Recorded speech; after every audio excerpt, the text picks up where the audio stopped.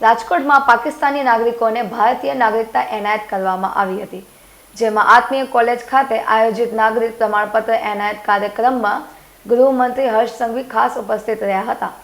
આ પ્રસંગે તેમણે પાકિસ્તાનથી આવેલા 185 નાગરિકોને ભારતીય નાગરિકતા પ્રમાણપત્ર એનાયત કર્યા હતા। તેને લઈ હર્ષ સંઘવીએ પાકિસ્તાનની સ્થિતિ પર ટિપ્પણી કરી હતી અને તેમણે કહ્યું હતું, પાકિસ્તાનમાં દીકરીઓ સુરક્ષિત નથી। સ્કૂલે દીકરી જાય તો પરત આવશે કે નહીં તેની માતા પિતાને સતત ચિંતા રહે છે। તેમજ આ કાર્યક્રમમાં ભારતીય નાગરિકતા મેળવનારાઓ માટે એક મહત્વપૂર્ણ દિવસ હતો, જેઓ હવે ભારતમાં સુરક્ષિત અને સ્થિર જીવન જીવી શકશે। પાકિસ્તાનમાં મારા આ હિન્દુ, શીખ, ઈસાઈ, જૈન, બૌદ્ધ પરિવારો જોડે ખૂબ જ ખરાબ રીતે વર્તાવ કરવામાં આવે છે।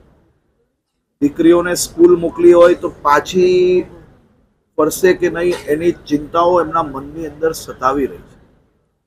પાકિસ્તાનમાં હિન્દુઓ પર અત્યાચાર થઈ રહ્યો છે।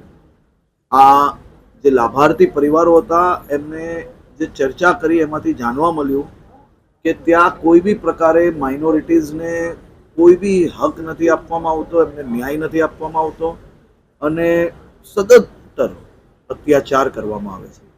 મારી તો ઇન્ટરનેશનલ હ્યુમન રાઇટ કમિશન્સને વિનંતી છે કે ખરેખર સાચું જોવું હોય કે હ્યુમન રાઇટ્સ કઈ રીતે હોઈ શકે તો એ ભારત દેશમાં આ હજારો નાગરિકોને જે સુરક્ષા આપવામાં આવી છે એ જોવું જોઈએ અને સાચે અર્થમાં આ લોકોની સુરક્ષાની ચિંતા જે બાંગ્લાદેશ, પાકિસ્તાન અને અફઘાનિસ્તાનમાં આપણા ભાઈઓ છે એની કરવી જોઈએ।